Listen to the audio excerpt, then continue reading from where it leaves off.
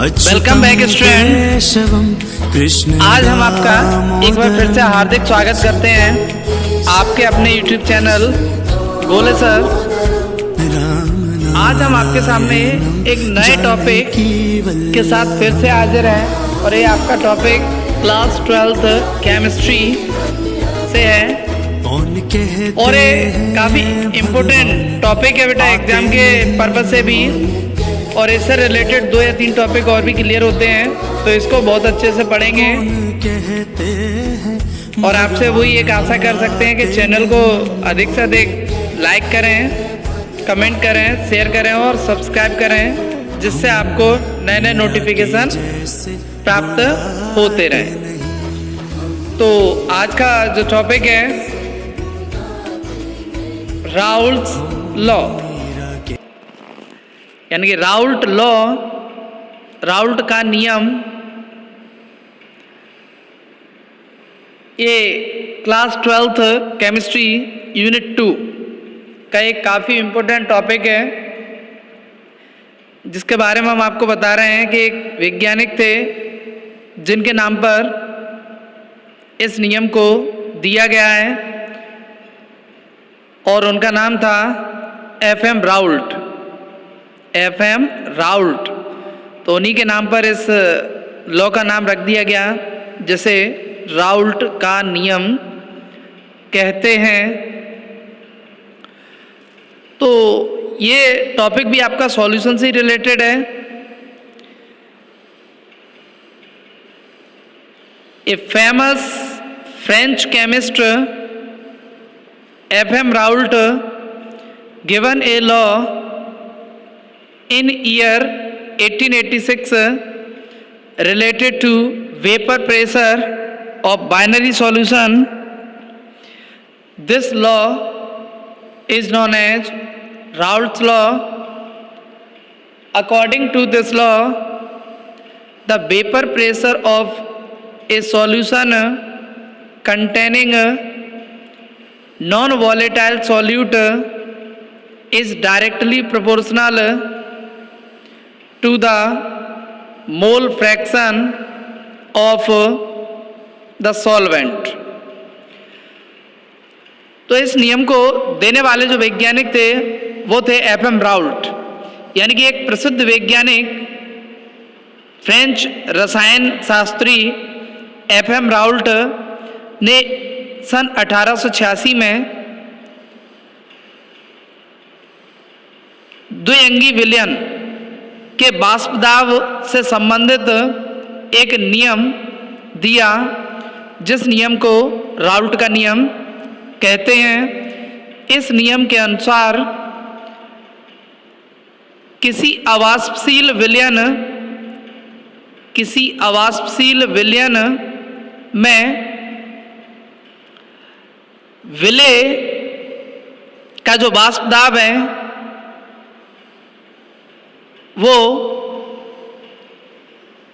Mole fraction, यानी कि मोल प्रवाह के समानुपाती होता है।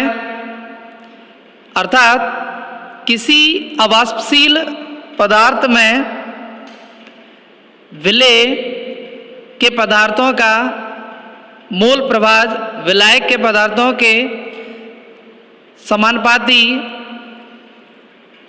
होता है।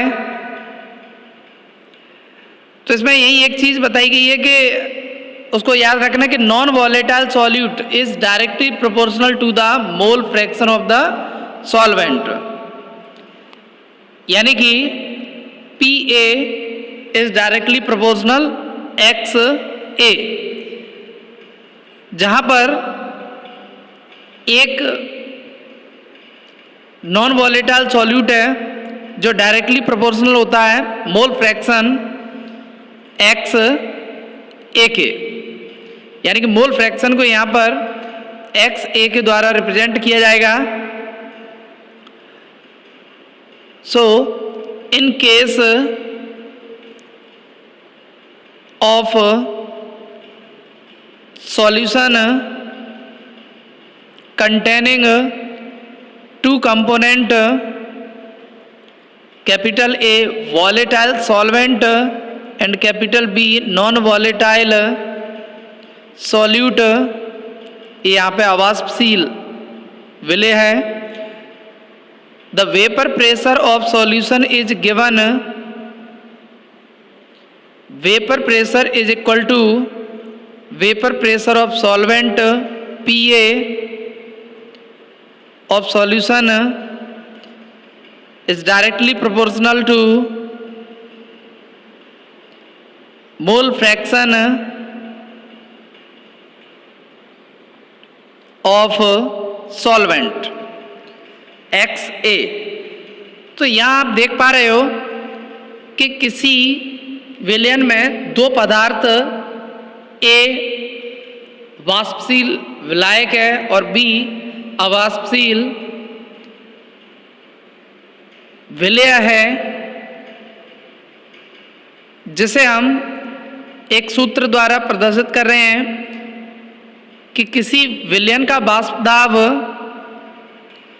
विलायक और मूल प्रवाह के व्युत्क्रमानुपाती है। So vapor pressure of solution is equal to vapor pressure of solvent PA is directly proportional to mole fraction of solvent XA।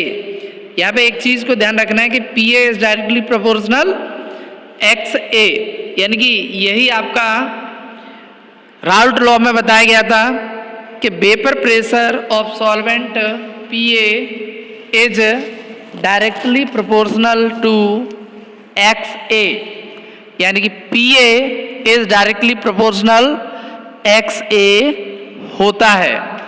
यदि हम किसी विलयन में दो पदार्थों को लेते हैं जिसमें एक पदार्थ वॉलेटाइल सॉल्वेंट है और एक पदार्थ नॉन वॉलेटाइल सॉल्यूट है, तो उस कंडीशन में एक पदार्थ यानी कि B नॉन वॉलेटाइल सॉल्यूट है, तो कहीं ना कहीं विलयन का जो वाष्प दाब है वो बहुत अधिक होगा, क्योंकि वो अवाष्पशील पदार्थ यानी कि नॉन वॉलेटाइल सॉल्यूट है।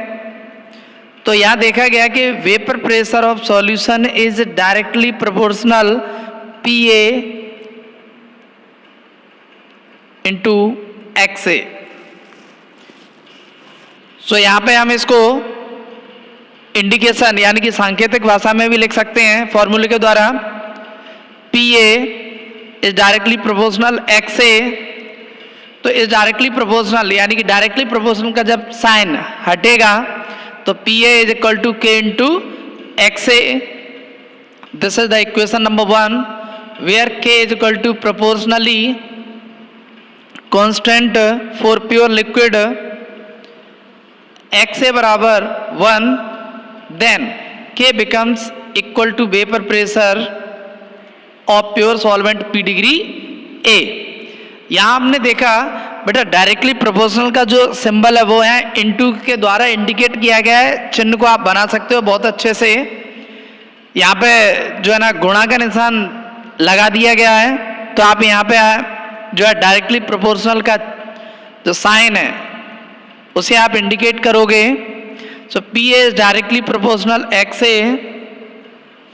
PA इज इक्वल टू, जब हमने डायरेक्टली प्रोपोर्शनल का चिन्ह हटाया तो उसकी जगह पे K यानी कि कांस्टेंट वैल्यू रख दी गई और XA मोल प्रवाह है, तो ये आपका हुआ इक्वेशन नंबर 1, जहाँ पे K प्रोपोर्शनली कांस्टेंट है। प्योर लिक्विड के लिए इसका मान XA बराबर 1। So K becomes equal to vapour pressure of pure solvent, यानी कि K का मान जो है वो प्योर सॉल्वेंट के वाष्प दाब के बराबर होगा। यहाँ पे प्योर सॉल्वेंट एक वर्ड आ रहा है, तो प्योर सॉल्वेंट का मतलब है यहाँ P degree A। P degree A, अगर normal vapour pressure of solvent होता तो वो P है, लेकिन यहाँ पे प्योर सॉल्वेंट यानी कि vapour pressure of pure solvent आ रहा है। सो ये आपका P degree A। Then P degree A is equal to K into 1, so P degree A is equal to K, यानी कि इसको जब सॉल्व किया तो P degree A is equal to K की वैल्यू आपके सामने रह जाएगी। By putting these value in equation number 1, so PA is equal to P degree A into XA। P है normal vapour pressure, P degree A pure solvent के लिए vapour pressure है और XA मोल फ्रैक्शन है। तो यहाँ इसकी value total indicate की गई है कि vapour pressure of solution is equal to, यानी कि PA vapour pressure of pure solvent P degree A into mole fraction of solvent. तो यहाँ फिर से आपको बता दें कि PA जो है वो वेपर प्रेशर ऑफ सॉल्यूशन है, यानी कि नॉर्मल वेपर प्रेशर है, और प्योर सॉल्वेंट का जो वेपर प्रेशर है वो P डिग्री A है और XA mole fraction of solvent है। सो thus for a solution of two miscible volatile liquid A and B, सो इस प्रकार से दो वाष्पशील पदार्थ A और B हैं, यदि PA एंड PB, यानी कि यदि PA और PB पार्शियल वेपर प्रेशर हैं, यानी कि PA और PB दोनों क्रमानुसार A पदार्थ के लिए PA और B के लिए PB क्रमानुसार आंशिक वाष्पदाब हैं। तो यहां आपको एक वर्ड है, देखो कोई दो लिक्विड हैं A और B, यानी कि दो पदार्थ हो गए जिसका वेपर प्रेशर हमने इंडिकेट किया है PA और B के लिए किया है for B is equal to PB, यानी कि A क्रमानुसार A पदार्थ के लिए जो वेपर प्रेशर होगा वो PA है और B के लिए जो वेपर प्रेशर होगा वो PB। According to Raoult law PA is equal to P degree A into XA, यानी कि राउल्ट के नियमानुसार PA is equal to P degree A into XA and PB is equal to P degree B into XB, and total vapour pressure of solution will be P total is equal to PA plus PB। यहाँ पे जो दो पदार्थ लिए तो उनका जो vapour pressure है ऊपर लिखा हुआ है PA is equal to P degree A into XA और PB is equal to P degree B into XB। इन दोनों को हम टोटल, यानी कि जो टोटल वैल्यू है वो निकालेंगे तो P total is equal to PA plus PB, यानी कि इन दोनों की वैल्यू टोटल कर दी तो P total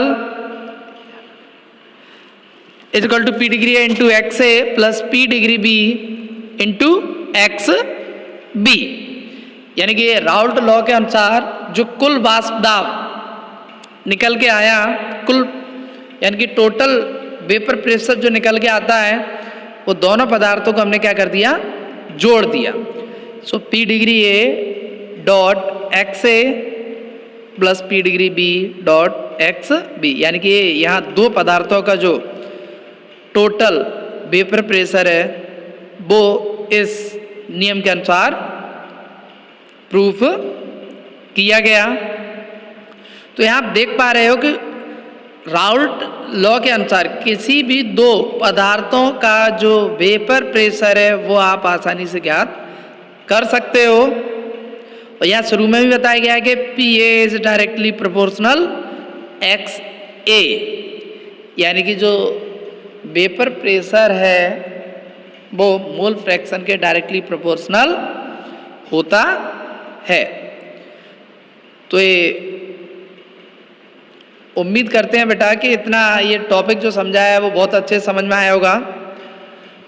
so thus for the solution to or more volatile miscible liquid, the vapor pressure of each component is directly proportional to the mole fraction of their components. यानी कि अगर हम 2 या 2 से अधिक वाष्पशील पदार्थों को लेते हैं तो यहाँ पर भी प्रत्येक पदार्थ का जो वाष्प दाब है वो डायरेक्टली प्रोपोर्शनल होता है मोल फ्रैक्शन के। तो ये पहले भी बताया जा चुका है कि PA is directly proportional XA होता है, यानी कि vapour pressure is directly proportional to mole fraction. यह एक नोट इंडिकेट हो रहा है कि Raoult law is not applied to mixer of those volatile liquid which do not formed solution. अर्थात राउल्ट का जो नियम है वो उन मिक्सर के लिए लागू नहीं होता है जो वॉलेटाइल हैं और किसी भी प्रकार का सॉल्यूशन नहीं बनाते हैं, क्योंकि उस जगह पे आपका जो प्रेशर है वो प्रॉपर क्रिएट नहीं होगा। तो बेटा आशा करते हैं कि राउल्ट का जो नियम है वो पूरी तरह से आपको समझ में आया होगा, क्योंकि इसके आधार पर आगे आपको 2 क्वेश्चन मिलेंगे, एक है आइडियल सॉल्यूशन और एक है नॉन आइडियल सॉल्यूशन, यानी कि आदर्श विलयन और अनादर्श विलयन। ये आपको 2 पॉइंट मिलेंगे जिनको आपको बहुत अच्छे से समझ पाएंगे अगर ये लॉ आपको समझ में आ गया है तो। ये हम आपको अगले टॉपिक यानी कि अगले वीडियो में बताएंगे।